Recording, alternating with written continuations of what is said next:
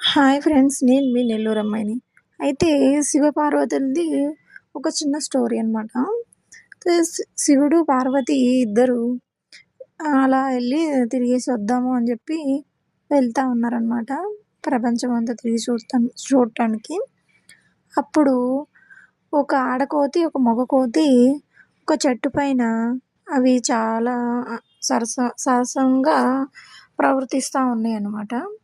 ఆ టైంలో పార్వతి తల్లి చూసి, స్వామి స్వామి ఆ ఆడకోతి మగ కోతి చూడండి ఎలా ఉన్నారో, మనం కూడా అదే విధంగా ఉందాము అని శివుడిని అడుగుతుందన్నమాట.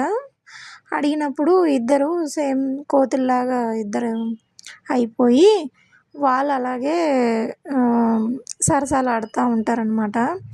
ఆడుతున్నప్పుడు హల్లి దేవత చెట్టు కింద కూర్చొని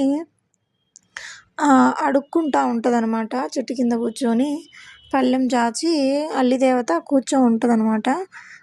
ఉన్నప్పుడు పార్వతి తల్లి, పరమేశ్వరుడు కోతుల్లాగా ఆ చెట్టు మీదకి ఈ చెట్టు మీదకి ఇది చేస్తా వాళ్ళిద్దరూ భార్యాభర్తల్లాగా ఉన్నప్పుడు అది ఒక్కటి వచ్చి ఆ అల్లిదేవత ప్లేట్లో పడిద్ది అనమాట. పడంగానే ఆమె ఆహారం అనుకొని మింగేస్తుంది. మింగేయంగానే అప్పుడు ఆ అల్లిదేవతకి 7 గడియల లోపల గర్భం వచ్చేసి 7 సెకండ్లో గర్భం వచ్చేసి 7 గడియల్లోనే ఈపున ఆంజనేయ స్వామి పుడతాడనమాట. అయితే నెక్స్ట్ స్టోరీ వేరే దాంట్లో చెప్తా ఫ్రెండ్స్.